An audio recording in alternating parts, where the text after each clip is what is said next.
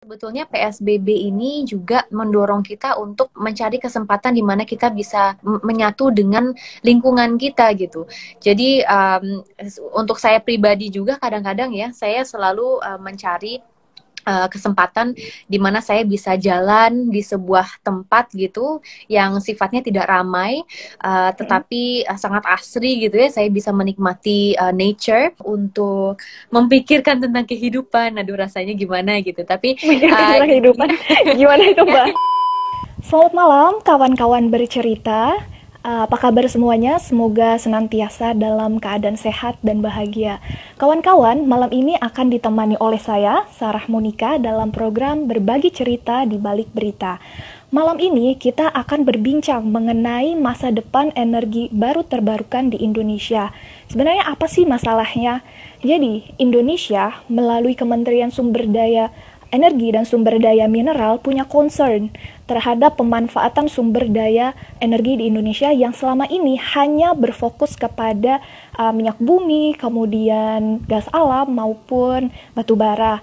Nah, lalu sebenarnya kita punya potensi yang sangat besar untuk menggunakan energi baru terbarukan ini atau EBT. Dan melalui Undang-Undang Nomor 30 Tahun 2007 sebenarnya pemerintah sudah diamanatkan untuk menyusun kebijakan energi nasional yang dari sini diturunkan ke dalam Rencana Umum Energi Nasional yang kemudian punya target untuk memanfaatkan energi baru terbarukan ini sebesar 23% pada tahun 2025. Lalu tantangannya seperti apa sih? Dan sejauh mana prosesnya sudah dilakukan oleh pemerintah dalam mencapai target tersebut. Nah, untuk bincang-bincang kali ini dan membahas persoalan itu, kita akan mengundang seorang narasumber, seorang anggota Komisi 7 DPR RI dari fraksi Partai Golkar. Dia adalah Mbak Diah Roro. Untuk itu, kita akan undang Mbak Diah Roro ke dalam forum live kita malam ini. Mbak Roro, gimana kabarnya? baik, alhamdulillah. Gimana kabarnya Mbak? Alhamdulillah, Teman-teman sehat berita baru juga. semuanya oke? Iya, semuanya sehat. Oke, Mbak. Mbak, Alhamdulillah. terima kasih ya sebelumnya sudah mau menjadi narasumber kami malam ini untuk membicarakan masa depan energi baru terbarukan yang ada di Indonesia. Mhm. Mbak Roro sebagai perwakilan dari Komisi 7, Mbak, sebenarnya kita mau tahu nih, karena kan selama ini pemanfaatan energi di Indonesia itu hanya berfokus pada energi fosil. Padahal kita Mhm. punya potensi besar untuk memanfaatkan EBT ini. Lalu bagaimana sih menurut Mbak Roro? Ya, jadi memang pada dasarnya ya, saat ini kita berada di sebuah situasi maupun Hmm, negara Indonesia juga sangat lebih fokus ya ketika kita ya. berbicara mengenai perkembangan ekonomi kita, ketika kita berbicara Hmm, mengenai sumber energi kita, mayoritas hmm, masih datang dari energi fosil.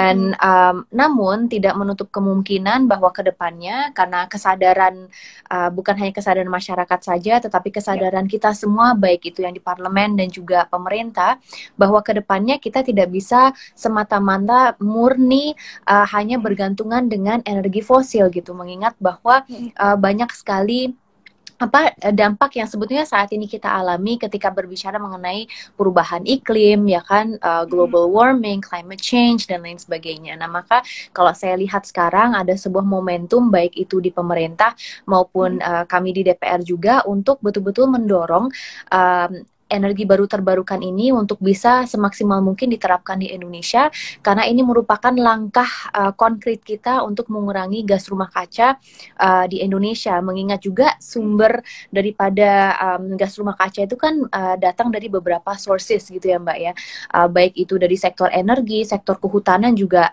cukup tinggi gitu, lalu kemudian sektor limbah dan ya. ada beberapa sektor lainnya yang berkontribusi terhadap peningkatan daripada greenhouse gas emissions gitu. Nah, salah satunya di sektor energi. Kebetulan karena saya di Komisi 7 gitu ya, yang membidangi Hmm, energi, ya salah satu hal yang perlu kita dorong ke depannya adalah pemanfaatan daripada energi baru terbarukan. ya. Lalu karena memang kan secara dampak juga jauh lebih ramah lingkungan ya EBT ini, Mbak. Tapi sejauh mana sih pemerintah tuh sudah bisa mengubah paradigma para pebisnis atau kemudian masyarakat sendiri dalam ya memberlakukan EBT ini? Ya, jadi semua itu mengacu terhadap kebijakan ya. Kalau di negara Indonesia saat ini kita sudah meratifikasi namanya Paris Agreement.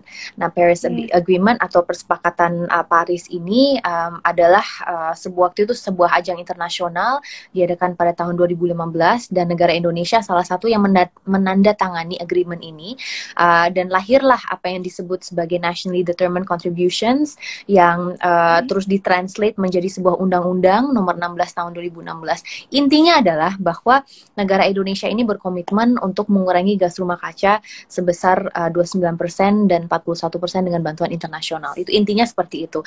Dan tentu tadi yang seperti saya jelaskan, salah satunya kan memang datang dari sektor energi gitu.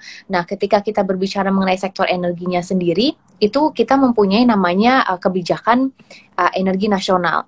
Kebijakan energi nasional ini sebuah peraturan gitu ya yang diatur melalui Permen nomor 79 tahun 2014. Lalu kemudian di situ juga ada RUN, Rencana Umum Energi Nasional, diatur melalui Undang-Undang nomor 30 tahun 2007. Lalu kemudian Rencana Umum Energi Daerah atau RUED. Jadi itu di bawahnya RUN, tapi lebih berbasis mengenai misalnya bauran energi per provinsi gitu bagaimana. Lalu kemudian kita juga mengkaji gitu ya ke depannya bagaimana bauran energi ini bisa mayoritas datang dari energi baru terbarukan. Nah, kalau dari segi kebijakan itu kan sudah ada. Namun yang kalau kita lihat ya bahwa masih ada yang kurang, Mbak, bahwa belum adanya payung hukum yang ibaratnya itu holistik gitu loh. Jadi tidak ada sebuah undang-undang yang mengatur secara holistik khusus mengenai energi baru terbarukan. Nah, maka ada menurut saya sebuah terobosan yang sangat luar biasa yang terjadi di parlemen saat ini, karena sebelumnya memang sudah lama sebetulnya Mbak didiskusikan di parlemen, cuman nggak pernah masuk di dalam undang-undang prioritas atau prolegnas tahun 2000, prolegnas tahun berapapun itu gitu. Nah, salah satu terobosan yang kita lakukan saat ini di Komisi 7 dan juga tentunya bersama pemerintah gitu ya, kita mendorong agar rancangan undang-undang energi baru terbarukan ini masuk di dalam prolegnas tahun 2020. Dan alhamdulillah atas kesepakatan yang ada, lintas fraksi juga mempunyai komitmen dan concern yang sama terhadap climate change gitu kan. Nah, maka akhirnya masuklah dia di prolegnas tahun 2020. Harapan besarnya dengan payung hukum yang holistik ini bisa membantu EBT ini bisa lebih kompetitif di dalam energy market kita, di mana saat ini kan masih didominasi oleh misalnya batu bara, oil and gas gitu ya. Nah, kedepannya harapan besarnya karena banyak sekali keluhan yang berkaitan tentang pricing, harganya kurang kompetitif. Nah, ini salah satu hal yang insya Allah kedepannya akan kita atur melalui undang-undang ini agar EBT ini bisa lebih kompetitif gitu di dalam energy market dan bisa lebih diutamakan in the future to come gitu, ibaratnya seperti itu. Jadi payung hukum yang saat ini kita kerjakan khusus untuk EBT, namun mengingat juga bahwa melalui tadi kan ada KEN, ada RUEN, ada RUED gitu, kita juga mempunyai target bauran energi kita di tahun 2025 itu harus 23%, Mbak. Dan itu udah komitmen secara nasional beberapa tahun yang lalu. Nah, maka jangan sampai itu hanya semata-mata sesuatu yang tertulis saja gitu, tetapi realisasinya tidak ada sama sekali. Nah, dengan adanya undang-undang EBT ke depannya, insya Allah ini bisa membantu mendorong agar negara Indonesia itu bisa merealisasikan target tersebut. Jadi ini salah satu langkah di mana kita bisa mempercepat implementasi daripada EBT di Indonesia. Nah, kalau ngomongin soal payung hukum, itu kan sedang dikerjakan ya saat ini oleh pemerintah. Dan target 23% itu cukup ambisius nggak sih, Mbak? Mengingat bahwa sejauh ini baru hanya sekitar 13-14% pemanfaatan EBT itu, gitu loh. Jadi bagaimana sebenarnya strategi yang dilakukan oleh pemerintah untuk mencapai target 2025 tersebut? Iya, jadi ini sebuah pertanyaan yang selalu kita tanya ke pemerintah gitu ya, selaku eksekutor gitu dalam hal ini. Dan kita selalu menanyakan kembali komitmen daripada para eksekutor ini gitu. Apakah betul Ya. target tersebut itu bisa terrealisasikan dengan baik, khususnya di tahun 2025, mengingat bahwa waktunya kan juga tidak lama dari sekarang gitu. We have Ya. 5 years. Betul. Dan tadi Ya. Mbaknya bilang betul itu di kisaran kalau nggak salah berapa ya, 12-an% lah ketika kita berbicara mengenai listrik. Tapi kalau bauran energi secara keseluruhan gitu, kita sebetulnya masih berada di 9,15%, Mbak. Jadi malah lebih rendah daripada itu. Oh Dan ya. memang iya, dan ini sebuah concern ya. Nah, makanya kenapa kita di DPR itu betul-betul mendorong agar RUU EBT ini bisa segera disahkan, agar itu tadi Mbak, EBT ini bisa lebih kompetitif dan bisa menjadi first choice gitu ya, ibaratnya untuk dapat diimplementasikan di seluruh Indonesia gitu, dari Sabang hingga sampai Merauke. Dan ini langkah yang menurut saya sangat konkret agar dapat lebih mempercepat penerapan EBT, karena tanpa payung hukum, suka tidak suka itu akan apa ya, ibaratnya ya hanya tertulis saja, Mbak. Jadi sebuah goal yang hanya tertulis dan tidak dapat terrealisasikan dengan baik. Nah, maka saat ini kita betul-betul bekerja keras merancang undang-undang ini, dan tentu melibatkan multisektor, karena dalam menciptakan sebuah undang-undang ini tidak cukup hanya DPR saja yang bekerja. Kebetulan ini undang-undang yang diusulkan oleh parlemen gitu ya, yang nantinya akan didiskusikan oleh pemerintah.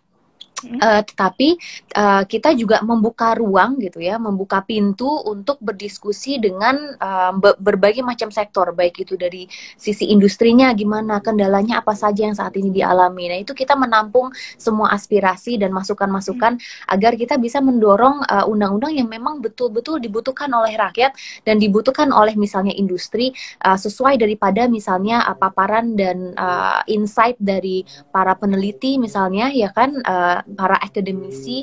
Lalu kemudian kita juga membuka ruang untuk mendengarkan insight dari civil society organization atau perkumpulan komunitas-komunitas lainnya seperti METI gitu kan, atau MKI gitu. Dan dari situlah kita betul-betul bisa berdiskusi agar apa yang kita diskusikan di parlemen itu sesuai daripada kebutuhan di lapangan juga. Jadi again, climate change ataupun apapun itu permasalahannya, kita memang harus bekerja sama, karena setiap orang itu mempunyai peran. Dan dalam hal ini DPR itu betul-betul membuka pintunya untuk mendengarkan dari pakar-pakar agar kita bisa mendorong sesuatu yang memang dibutuhkan oleh masyarakat dan untuk Indonesia juga. Tapi sejauh pengalaman Mbak Roro di Komisi 7, sebenarnya untuk perencanaan dan pelaksanaan dari target ini, Mbak, itu dilakukan oleh Dirjen EBTKE dari ESDM atau Dewan Energi Nasional atau DEN? Oke. Jadi kalau sebetulnya gini ya, mereka bekerja sama gitu. Jadi kalau misalnya Dewan Energi Nasional itu adalah sebuah, ibaratnya sebuah semacam lembaga gitu yang lebih difokuskan untuk pengkajiannya. Jadi mempelajari setiap wilayah di Indonesia itu potensinya tuh apa saja gitu. Misalnya potensi yang dimiliki wilayah timur itu bisa berbeda dengan potensi yang dimiliki Pulau Jawa gitu. Karena setiap wilayah di Indonesia mempunyai keunggulannya masing-masing. Nah, saat ini ketika kita berbicara mengenai RUED, ya kan, rencana umum energi daerah, itu telah diterapkan di, kalau tidak salah, 16 provinsi. Jadi tidak setiap provinsi itu mempunyai RUED. Nah, RUED ini yang membantu mengkaji dan memformulate adalah Dewan Energi Nasional. Jadi dia lebih terhadap kebijakannya di setiap daerah di Indonesia gitu ya. Dan insya Allah di tahun 2021 akan kita dorong agar RUED ini, dan kalau dari pemaparan pemerintah juga mereka menyampaikan target 2021 adalah 18 provinsi lainnya akan mempunyai RUED itu gitu, agar bisa memetakan gitu potensi daripada EBT itu seperti apa. Dan kalau dari dirjennya sendiri tentu itu lebih penerapan di lapangannya ya secara keseluruhan gitu, dan memonitor baik itu potensi dan juga realisasi daripada EBT. Dan beberapa contoh kecil saja, misalnya Kalau kita berbicara di wilayah Sulawesi Selatan, itu ada pembangkit listrik tenaga Bayu, jadi wind power sebesar 75 megawatt gitu. Dan ya potensi ini tidak dimiliki misalnya di wilayah Jawa atau wilayah lainnya. Jadi tentu ini semua tergantung daripada keunggulan masing-masing daerah.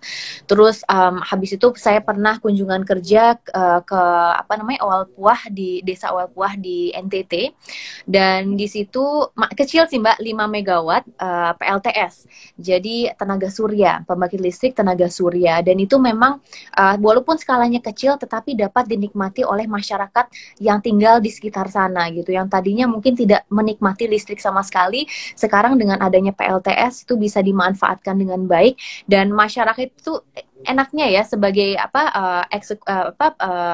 DPR dalam hal ini kita punya fungsi pengawasan ya kan Mbak. Nah, salah satu kunjungan kerja kita waktu itu ke sana, dan dari situlah kita bisa mengawasi program pemerintah dan juga sekalian melihat gitu dampaknya ke masyarakat seperti apa, dan ternyata disambut sangat luar biasa oleh masyarakat setempat, dan mereka sangat bersyukur gitu dengan adanya PLTS ini yang tadinya mati lampu itu bisa mati sekian jam gitu, terus lalu kemudian hidup lagi, sekarang bisa konstan hidup di mana mereka membutuhkannya, karena ini efeknya terhadap produktivitas masyarakat juga kan.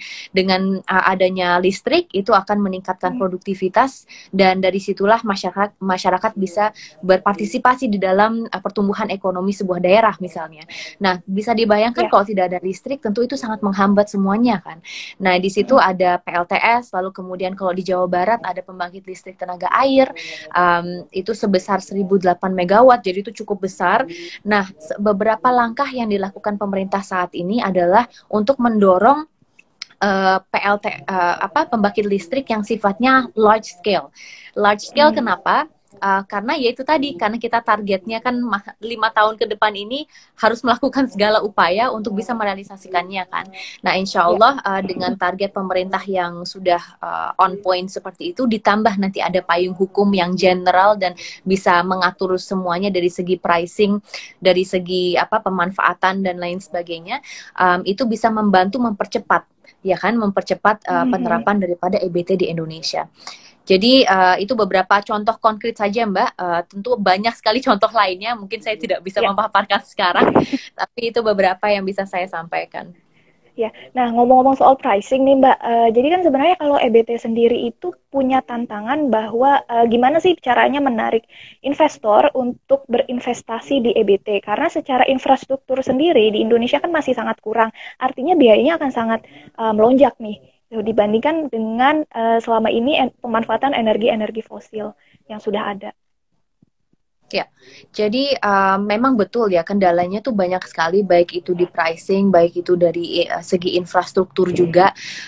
Tapi intinya negara Indonesia ini harus menjadi sebuah negara yang climate investation climate-nya, jadi climate investasinya itu bagus gitu. Jadi apa sih yang bisa membuat agar our investment climate itu bisa bagus agar negara-negara lain itu mau masuk. Yang pertama adalah kepastian harga itu Mbak. Karena ketika misalnya ada investor dari luar, misalnya bisa dari Norway, bisa dari Denmark, yang melihat bahwa negara Indonesia itu mempunyai potensi yang sangat tinggi gitu. Tetapi karena di Indonesia kepastian harganya itu tidak ada, belum ada yang stabil gitu ya, dan di mana EBT itu bisa kompetitif, maka itu akan menghambat investor untuk ke Indonesia, karena mereka melihat tidak ada kepastian harga nih, tidak ada, it's too risky gitu kan. Memang setiap bisnis itu kan ada risknya gitu ya, tetapi kalau risknya terlalu tinggi, mereka jadi malas berinvestasi di Indonesia gitu. Jadi itu yang pertama yang harus kita lakukan adalah tantangan dari segi harganya. Lalu kemudian yang kedua apa ya, tadi saya mau bilang, yang pertama adalah tantangan harga, lalu kemudian saya jadi lupa tadi mau ngomong apa. Tapi kalau berbicara mengenai harga, bagaimana caranya EBT ini bisa lebih kompetitif dibandingkan fossil fuel, baik itu batu bara atau oil and gas, adalah kemarin saya sampaikan juga ketika rapat, bahwa sebetulnya, contoh kecil batu bara. Batu bara itu sebetulnya bisa lebih mahal quote on quote lebih mahal dibandingkan energi baru terbarukan atau misalnya energi terbarukan gitu. Kenapa saya bilang seperti ini? Karena ketika kita melihat harga batu bara ditambah dengan harga atau cost daripada adanya batu bara ini, externality cost gitu ya, dimana kita mempertimbangkan juga efek lingkungannya, kerugian lingkungan gitu kan, terus kita mempertimbangkan juga kerugian yang dialami oleh masyarakat dari segi dari segi health gitu, dari segi kesehatan. Nah, ketika kita menggabungkan cost daripada ketiga faktor itu dan mungkin faktor-faktor lainnya, tentu dari sinilah coal atau batu bara itu bisa lebih mahal dibandingkan EBT. Nah, maka saya pernah tanyakan gitu, bagaimana kalau kita menawarkan konsep daripada misalnya carbon pricing atau carbon tax. Jadi kita memberikan pajak kepada sebuah industri yang sifatnya itu menghasilkan gas rumah kaca yang sifatnya cukup tinggi gitu. Nah, otomatis dengan begitu EBT yang tadinya tidak terlalu kompetitif bisa lebih kompetitif kan, jadi lebih it's evening out the playing field kayak gitu. Nah, maka ini sebuah gagasan terobosan yang mungkin bisa diterapkan di Indonesia, tetap setahu saya juga pemerintah sangat on board gitu ya dengan konsep seperti ini. Tapi ini salah satu pricing mechanism yang memang perlu kita diskusikan secara detail lagi di DPR gitu. Jadi memang banyak sekali langkah yang perlu kita lakukan agar investor itu tidak takut untuk datang ke Indonesia. Oh ya, tadi Mbaknya menanyakan mengenai infrastrukturnya ya kan, bahwa ya itu yang harus saya jawab. Jadi kalau dari segi infrastrukturnya, kemarin karena salah satu mitra kerja kita adalah Kementerian Riset dan Teknologi atau Badan Riset dan Inovasi, di mana banyak sekali ternyata teknologi yang berkaitan dengan EBT gitu ya, yang diproduksi oleh negara Indonesia gitu. Jadi sebetulnya ketika kita berbicara mengenai infrastruktur, teknologi, kita bisa memanfaatkan teknologi yang dihasilkan oleh orang Indonesia gitu, yang betul-betul dari segi kualitas juga kompetitif dan bagus gitu. Jangan sampai kita mengimplementasikan misalnya tenaga surya, ada program namanya penerangan jalan umum. Nah, itu teknologinya kita menggunakan misalnya dari negara lain dan ternyata lifespan-nya itu hanya 3 tahun saja, Mbak. Jadi tahun pertama bagus ya kan, bisa terang dan lain sebagainya, tapi 3 tahun setelah itu dia mati gitu lampunya. Nah, yang kita harapkan adalah bahwa teknologi dan inovasi yang ada di Indonesia ini bisa kita kerahkan dan bisa kita gunakan untuk melistriki beberapa wilayah di Indonesia membutuhkan. Jadi infrastruktur insya Allah bisa terjamin melalui produk-produk Indonesia sendiri sebetulnya gitu. Nah, ini sesuatu yang perlu kita dorong di parlemen juga. Oke, Mbak, ini ada pertanyaan ya dari Mbak Nabila. Kira-kira poin-poin utama RUU EBT apa saja? Saya dengar koalisi sedang meminta untuk mengeluarkan gas metana, gas atau gasifikasi, likuifaksi batubara. Mengeluarkan maksudnya untuk tidak berada di dalam RUU-nya atau bagaimana maksudnya? Saya dengar koalisi. Jadi intinya kalau RUU EBT ini kita mengatur beberapa hal. Jadi yang pertama itu tentunya pricing gitu kan. Tadi sudah saya jelaskan cukup rinci juga mengenai pricing. Lalu kemudian yang kedua adalah kita atur juga kemarin ada beberapa masukan yang mengatakan bahwa perlu adanya sebuah badan yang bisa oversee gitu ya penerapan daripada energi baru terbarukan di Indonesia. Jadi semacam misalnya dewan pengawas gitu loh Mbak daripada penerapan EBT di Indonesia. Tapi ini masih dalam pertimbangan ya, belum tentu kita masukkan juga gitu. Lalu kemudian dari segi pricing itu dari segi tarif, lalu kemudian pricing mechanism, apakah kita butuh memasukkan carbon taxing atau carbon pricing di Indonesia melalui undang-undang ini. Lalu kemudian dari segi lingkungan gitu, itu juga kita atur dan beberapa hal lainnya juga.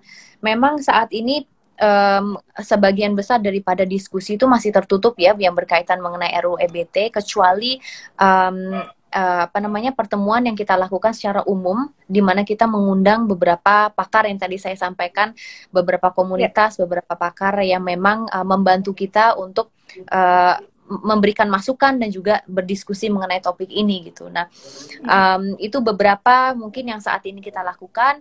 Tadi yang mungkin yang dimaksud oleh yang disampaikan barusan adalah yang mengenai coal gasification, liquidification yang kelihatannya dikeluarkan, itu kembali lagi kepada memang saat ini sedang didiskusikan ya antara kami dan para mitra kerja juga berkaitan dengan judul daripada undang-undang tersebut. Jadi ada yang menyatakan apakah sebaiknya undang-undangnya itu hanya mengatur energi terbarukan saja. Kalau energi terbarukan berarti khusus mengenai renewable energy, atau ingin mengatur energi baru dan terbarukan. Kalau energi baru itu kan proses coal gasification, liquidification itu masuk di dalam kategori energi baru. Tetapi yang masuk di situ juga adalah tenaga nuklir, di mana tenaga nuklir ini kan masih sesuatu yang apa ya, debatable gitu loh Mbak. Penerimaan di masyarakat juga belum optimal gitu. Nah, ini merupakan masih dalam diskusi sebetulnya dan belum ada kepastian atau keputusan akhir mengenai ini. Tapi insya Allah nanti kalaupun ada, akan selalu saya update, baik itu melalui Instagram atau kalian juga bisa mengikuti rapat-rapat kita melalui TV Parlemen. Ya, oke. Mbak, terima kasih. Ini ada pertanyaan lebih lanjut dari Mas Ya. Imam Fadil. Kira-kira bagaimana sih peran kecil yang bisa dilakukan oleh masyarakat, namun berefek besar pada lingkungan di Indonesia? Seperti itu. Oke, lingkungan secara keseluruhan berarti ya, bukan hanya di sektor energi. Jadi menurut saya there's so much you can do gitu. Memang kadang-kadang rasanya ya kalau kita melakukan sebuah perubahan tapi kok efeknya tuh kelihatannya sangat kecil dan nggak ngaruh sama sekali gitu. Tapi padahal sebetulnya kita harus mempunyai mentalitas bahwa small actions dan repetitively create big impact gitu. Ketika kita melakukan sesuatu berkali-kali, itu akan sangat amat mempengaruhi lingkungan kita gitu kan. Nah, maka Contohnya apa hal-hal tuh, Mbak? kecil yang bisa kalian lakukan adalah misalnya mengurangi sampah plastik. Jadi kalian membawa tumbler sendiri gitu ya. Kalian membawa tumbler sendiri karena mengingat bahwa plastik ini kan atau plastic waste itu merupakan fenomena dan masalah yang sangat luar biasa gitu. Bahkan ada riset yang dikaji oleh Ellen MacArthur Foundation menyatakan bahwa kalau kita tidak melakukan apa-apa ya, limbah yang berkaitan tentang sampah plastik ini di tahun 2050 akan ada lebih banyak plastik dibanding ikan di lautan kita gitu. Jadi memang ini kelihatannya ekstrim Ironis sekali, ya. tapi Iya. exactly, tapi bisa terjadi gitu kalau kita tidak melakukan apa-apa. Mengingat bahwa negara Indonesia ini juga kaya alam gitu ya. Bisa dibayangkan betapa apa ya, sangat amat akan merusak lingkungan kita, di mana kekayaan alam ini kan sesuatu yang kita banggakan gitu. Ini sebuah sesuatu yang sangat luar biasa di Indonesia dan jangan sampai itu tercemari dengan plastik atau sampah dan lain sebagainya. Jadi yang pertama kita bisa menggunakan misalnya bawa tumbler sendiri seperti ini gitu ya, kemana-mana kalian bawa tumbler sendiri, tinggal diisi, ibaratnya nggak usah buang plastik ya kan. Lalu kemudian kalian juga bisa membawa utensil sendiri, jadi misalnya sendok, garpu, dan sekarang dengan adanya pandemi ya memang lebih baik kalian membawa segala hal itu memang datang dari rumah sendiri gitu kan, daripada kita menggunakan dari tempat lain. Lalu kemudian mungkin plastic bags, jadi kalian bisa bawa tas sendiri gitu ya. Kalau mau berpergian ke supermarket atau kemana, kalian bawa tas yang bisa digunakan berulang kali.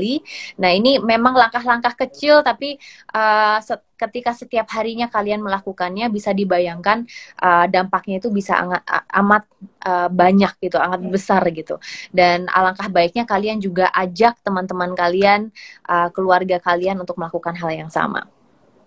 Tuh, bagus sekali ya pesannya. Mbak, tapi sebenarnya untuk kota-kota seperti Bogor sendiri, convenience store-nya itu kan sudah memberlakukan no plastic bag ya. Tapi ini kebijakan ini hanya berlaku parsial. Artinya kayak kota-kota di sekitarnya semacam Tangsel atau Depok itu tidak memberlakukan kebijakan yang sama, dan ini kan menjadi sebuah ironis gitu, Mbak. Betul. Harusnya kebijakan memang itu kan saat harus ini apa ya, umum diterapkan. Ya, I mean that's the goal sebetulnya ya. Ya. Memang kita tidak punya kebijakan yang sifatnya itu nasional ketika berbicara Hmm. mengenai plastik. Ya. Saya sebetulnya gemes banget Mbak karena Komisi 7 ini kan mitra kerjanya bukan lagi Kementerian Lingkungan Hidup ya, walaupun Ya. insya Allah mungkin kedepannya bisa balik lagi. Karena ini sebuah salah satu concern saya juga gitu. Bahkan dulu pernah ada sebuah gerakan di parlemen dan itu saya sampaikan di paripurna. Bahwa kalau kita udah komit untuk merancang solusi ya terhadap perubahan iklim, kita harus mulai dengan diri kita sendiri. Para policy makers harus menjadi contoh yang baik untuk masyarakat, dan kita sudah sebetulnya tidak bolehkan lagi adanya botol-botol plastik di parlemen. Tetapi sekarang karena adanya pandemi ya, orang juga agak takut dengan kebersihan dan lain sebagainya, akhirnya balik lagi lah botol-botol plastik itu. Tapi insya Allah hanya sementara. Tapi kembali lagi kepada kebijakan, Mbak. Emang betul kita tidak punya kebijakan yang skala nasional, tetapi ada kesadaran yang saya pelajari ya, ada beberapa kesadaran dari pemerintah daerah gitu ya, baik itu dari gubernur, tingkat gubernur ataupun tingkat bupati gitu, untuk mengurangi sampah plastik. Dan salah satunya adalah dengan adanya peraturan di beberapa wilayah, baik itu di Bogor, di Banjarmasin, kalau tidak salah juga ada di Bali gitu kan, itu menerapkan kebijakan ini. Dan memang sulit sebetulnya Mbak, karena banyak sekali industri kan, industri plastik yang menentang kebijakan-kebijakan seperti itu. Dan memang itu tergantung daripada keberanian sebuah pemimpin juga. Dan harapan besarnya ya memang bisa diimplementasikan di seluruh Indonesia, karena kita sudah waktunya kita merubah gaya hidup kita gitu. Dan ternyata salah satu cara untuk merubah gaya hidup yang paling efektif adalah melalui kebijakan. Jadi kalau ada kebijakan yang pasti, dari situlah masyarakat bisa mengikutinya. Tetapi tidak kalah pentingnya ya, di mana kalian harus mempunyai kesadaran dari diri kalian sendiri dan untuk melakukan perubahan. Karena ketika banyak orang melakukan perubahan, itu akan sangat amat ada efeknya terhadap industri. Jadi bisa dibayangkan kalau kita tidak lagi menggunakan botol-botol aqua misalnya, lalu kemudian industri itu mulai melihat gitu bahwa wah, peminatnya mulai turun nih. Apa yang harus kita lakukan untuk merubah bisnis model kita gitu. Jadi sebetulnya kita mempunyai power gitu. Memang semua tergantung daripada niat kita masing-masing. Mbak, tadi saya kayaknya nangkep bahwa untuk merubah suatu tatanan masyarakat itu dibutuhkan kebijakan dan culture itu sendiri.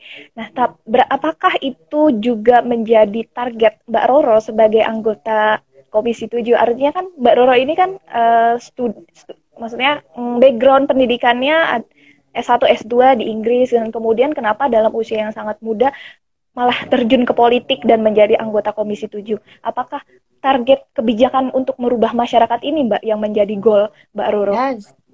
Ya, you know what? Saya itu sebelum jadi politisi itu juga merupakan sosok yang memang aktif ya, aktif terlibat di dalam beberapa diskusi, dan juga tentunya kepingin sekali gimana caranya kita dapat menciptakan masa depan yang berkelanjutan untuk negara Indonesia.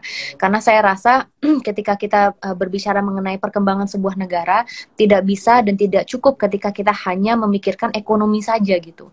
Kita harus memikirkan, memang ekonomi penting gitu ya untuk menjadi negara yang maju, apalagi kita mempunyai potensi untuk menjadi negara dengan ekonomi terbesar nomor 5 di dunia tahun 2045 kan, Indonesia Emas 2045. Tetapi jangan sampai kita lupa dari segi sosialnya, kesejahteraan masyarakat, dan yang paling penting menurut saya adalah jangan sampai kita lupa dengan sektor lingkungan gitu. Karena tanpa lingkungan yang terjaga, bisa dibayangkan bahwa ya gimana caranya kita bisa maju sebagai negara ketika lingkungan kita tidak diatur gitu kan. Itu sangat amat akan mempengaruhi baik itu kesehatan kita, masa depan kita gitu kan. Dan saya lihat bahwa politik ini merupakan sebuah medium di mana saya bisa berpartisipasi dan melakukan lebih untuk Indonesia. Dan maka dari situlah saya memberanikan diri untuk masuk di dalam dunia politik melalui Partai Golkar gitu ya. Dan saat ini diberi amanah oleh partai, oleh fraksi untuk berada di Komisi 7 yang kebetulan juga sesuai daripada passion saya di dunia sustainability gitu kan, baik itu dari sektor energinya, sektor lingkungannya, sektor dari segi ekonomi sosialnya, karena dari sinilah saya diberikan sebuah kepercayaan amanah baik itu dari masyarakat Gresik Lamongan, tetapi juga amanah sebagai politisi muda untuk mengawal kebijakan-kebijakan yang dapat kita rasakan, yang dapat dirasakan oleh masyarakat long term, Mbak. Jadi bukan hanya sebuah kebijakan yang dinikmati misalnya 5 tahun ke depan saja gitu, tetapi betul-betul 20 tahun ke depan, 50 tahun ke depan. Karena saya berada di sini untuk betul-betul gimana caranya kita yaitu tadi menciptakan undang-undang yang sifatnya long term. Nah, ketika kita berbicara mengenai rancangan undang-undang atau undang-undang EBT, kan itu sifatnya juga bukan hanya kita nikmati 5 tahun ke depan gitu kan. Harapan besarnya ini sebuah kebijakan yang dapat kita manfaatkan, kita nikmati 20 tahun ke depan, 30 tahun ke depan, dan baik untuk para penerus generasi bangsa. Ini kalau ditanya kembali gitu ya, niat saya dalam berpolitik tentunya adalah untuk bisa lebih berkontribusi kepada masyarakat, lebih berkontribusi kepada bangsa dan negara Indonesia. Karena saya merasa ada semacam hutang moral, Mbak, sebetulnya. Kenapa saya bilang hutang moral? Karena dulu waktu saya kuliah S2 di London, saya dibiayai oleh negara melalui beasiswa LPDP, Lembaga Pengelola Dana Pendidikan. Dan dari situ saya merasa ya hutang moral gitu. Apapun yang saya lakukan itu harus bermanfaat untuk Indonesia. Dan alhamdulillah sekarang melalui politik saya bisa melakukannya setiap hari gitu. Makanya setiap hari itu saya selalu semangat untuk mengawal kebijakan-kebijakan yang baik untuk semua. Ya, menarik sekali. Mbak, ngomong-ngomong, kalau nggak salah Mbak Roro itu lahir dan besar di Jakarta ya Mbak. Kemudian pindah ke Inggris. Nah, ini gimana ceritanya menjadi terpilih dapilnya itu dari Jawa Timur, yaitu Gresik Lamongan? Yes, good question. Saya dilahirkan di Indonesia, Mbak. Dilahirkan di Indonesia dan kebetulan tinggal di luar negeri itu selama 12 tahun. Jadi saya pindah-pindah karena bapak saya kerja di sebuah perusahaan minyak, namanya British Petroleum. Dan karena pekerjaan beliau, kita pindah-pindah. Mulai dari tinggal di Inggris, saya tinggal di sana 3 kali. Terus selama kuliah juga kan di Inggris 5 tahun. Lalu kemudian tinggal di Amerika, di Washington DC, terus pernah tinggal di Cina, di Beijing, lalu kemudian di Vietnam, di Ho Chi Minh City, lalu setelah itu, setelah selesai kuliah dan lain-lain, balik ke Indonesia.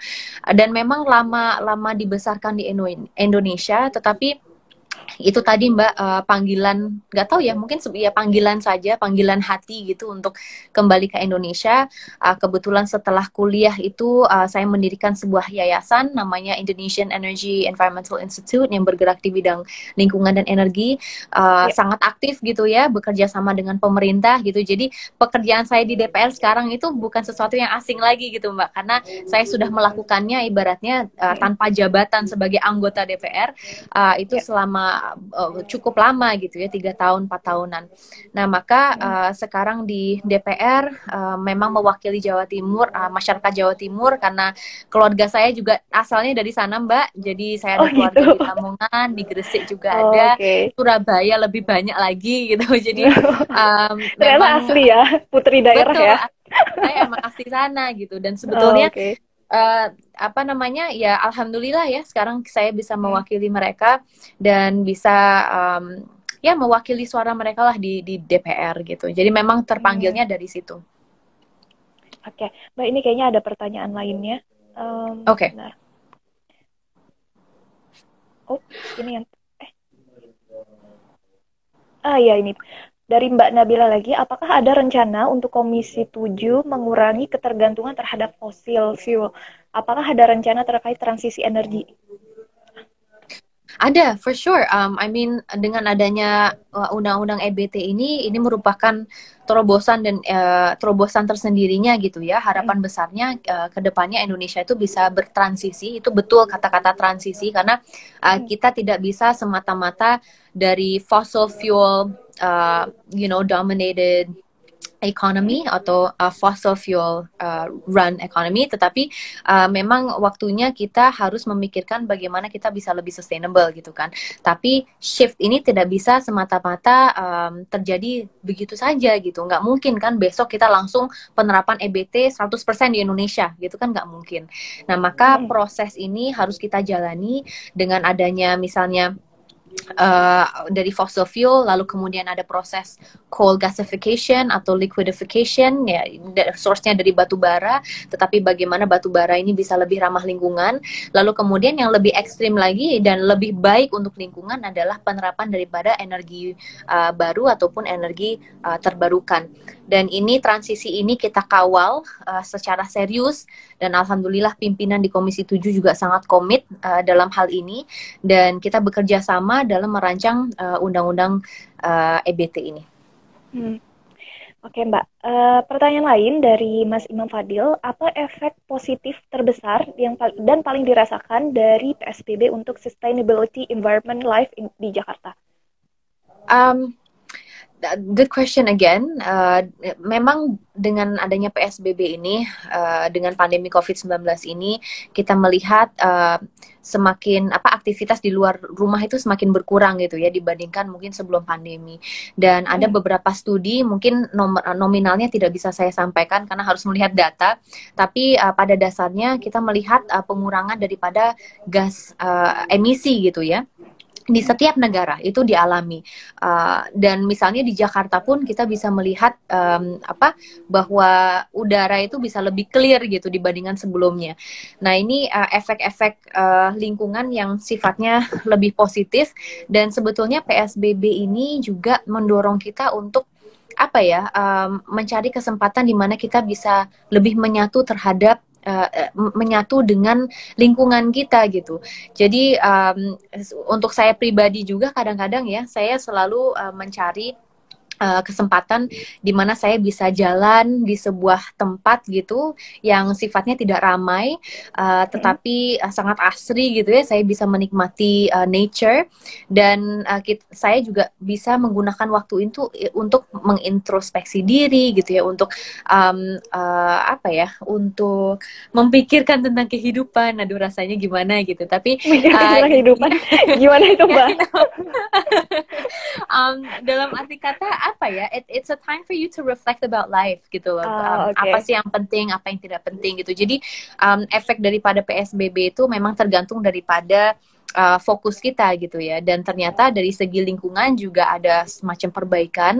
Lalu kemudian kita sebagai individu juga bisa merasa lebih menyatu dengan lingkungan kita, dengan nature gitu ya. Dan dari situlah kita bisa menjadi orang yang lebih bahagia, lebih mungkin lebih aktif. Kalau saya lihat sekarang juga Lebih banyak reflektif sekali yang juga suka ya. gowe gitu ya, yang suka olahraga gitu, Mm-mm. dan itu juga ada dampaknya terhadap kita juga gitu. Jadi Mm-mm. memang ada sisi positifnya, tetapi ya itu kembali lagi kepada kita ya, kita harus selalu ingat untuk peduli dengan lingkungan kita, jangan sampai kita buang sampah sembarangan.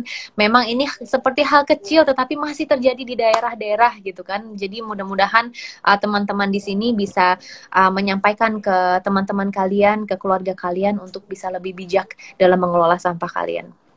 Mm-mm. Mbak, kira-kira ya untuk ini kan kalau ngomongin lingkungan, Mbak, tidak pernah terlepas dari persoalan ekonomi. Artinya ketika ambillah contoh perubahan transisi dari plastik ke hmm, apa ya bahan lain, misalnya kardus dan semacamnya. Nah, di Oke. sini kan juga ada kompetisi harga, Mbak, antara mungkin plastik lebih murah dalam sisi industri ya. Yes. Mhm. Artinya kan secara implikasi terhadap lingkungan di dunia bisnis ini mereka tidak akan mudah begitu saja mengubah bisnis plastik ini Betul. ke bahan lain gitu. Jadi memang saling terkait ya urusan lingkungan dan ekonomi.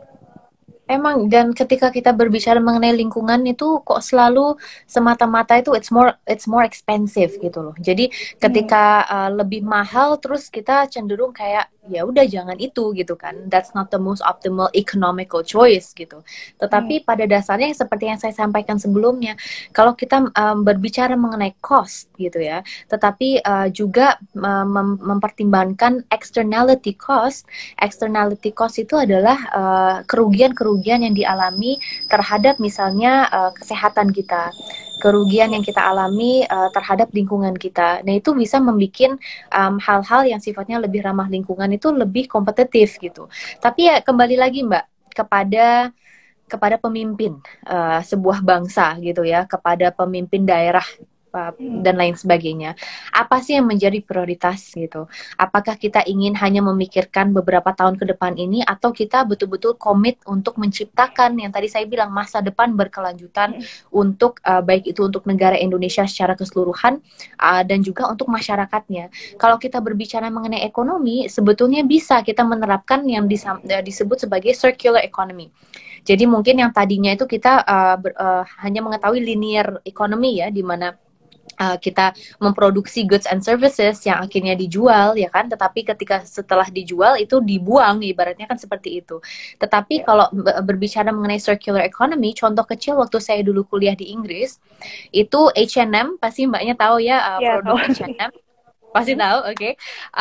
Di situ itu kalau di Inggris ada sebuah kayak tempat gitu Mbak, sebuah tempat di mana kita bisa mendonasikan baju-baju bekas kita.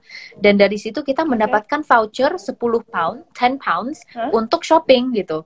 Untuk shopping di H&M-nya sendiri gitu. Dan ini ide daripada ini adalah material yang tadinya didapatkan dari baju-baju bekas kita itu akan digunakan lagi untuk memproduksi baju-baju baru. Jadi itu circular kan, ibaratnya ya sesuatu yang tidak lagi berguna gitu ya? Di mata kita, betul.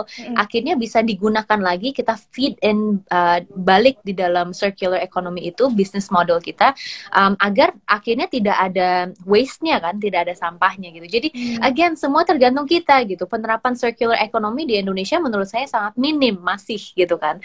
Karena orang tidak terlalu memikirkan itu gitu. Nah, itu tergantung kita, semuanya tergantung kita fokusnya mau di mana. Oke. Mbak, pertanyaan mungkin ini pertanyaan terakhir ya sebelum ditutup dengan closing statement. Dari Mas Andi, Mbak, sejauh mana persiapan dari segi regulasi dalam menjemput tren pemanfaatan baterai lithium-ion sebagai sumber energi? Ya, kalau ini memang masuk di dalam pembahasan RUU EBT ya. Kemarin juga sering sekali dibicarakan, karena kalau misalnya kita bicara mengenai PLTS, contoh kecilnya gitu ya, tenaga surya yang sifatnya datang dari matahari, mengingat matahari ini kan tidak semata-mata selamanya ada. Maksudnya malam ya tidak ada matahari gitu kan. Nah, maka yang kita bicarakan kemarin itu juga berkaitan mengenai storage system dengan pemanfaatan baterai gitu kan, agar ketika malam kita menggunakan listrik itu masih bisa karena semuanya itu tersimpan di dalam sebuah storage system. Nah, ini sebuah infrastruktur, tadi mbaknya juga udah mempertanyakan ya, di mana perlu kita kaji, bukan hanya perlu kita kaji tetapi perlu kita siapkan agar penerapan daripada PLTS ini bisa sangat amat maksimal gitu. Memang banyak sekali yang perlu kita pelajari mengenai hal tersebut, dan mudah-mudahan bisa terrealisasikan di Indonesia. Menurut saya sih tidak ada ini merupakan hal yang positif gitu ya, dan perlu kita tindak lanjuti.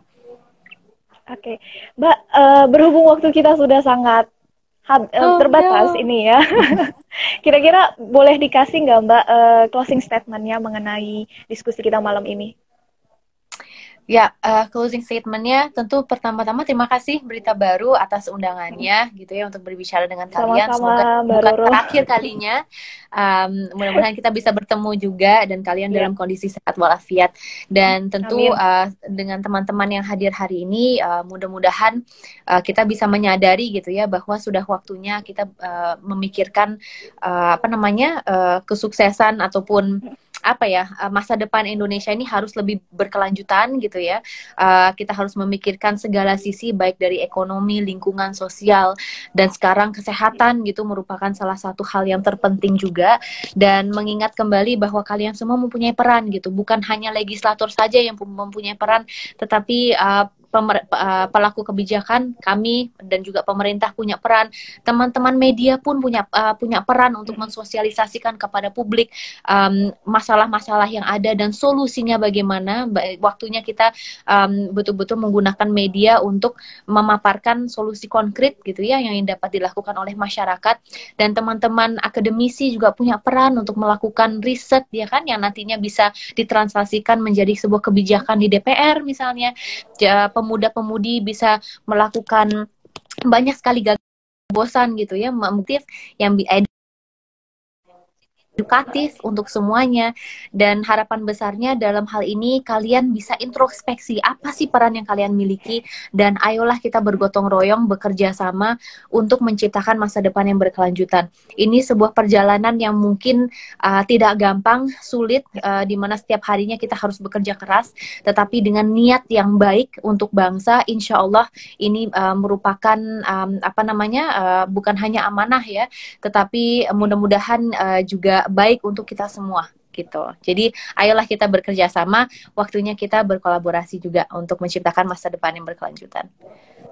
Oke, Mbak Roro, terima kasih banyak Mbak untuk malam ini, untuk sharing-sharing yang sangat inspiratif ini. Dan saya berterima kasih juga kepada kawan-kawan bercerita yang sudah mendengarkan diskusi kami mengenai gimana sih sebenarnya energi baru terbarukan masa depannya di Indonesia. Dan jangan lupa kalian untuk subscribe di akun YouTube kami @beritabaruko untuk memperoleh konten-konten inspiratif dari Berita Baruko. Tentunya dari hasil Instagram ini, video live ini kita akan upload lagi di YouTube tersebut. Mbak Roro, terima kasih. Selamat malam. Semoga senantiasa sehat ya, Mbak. Makasih banyak, Mbak. Sampai Ya, ketemu. Mbak. Bye-bye. Iya. Bye, Mbak.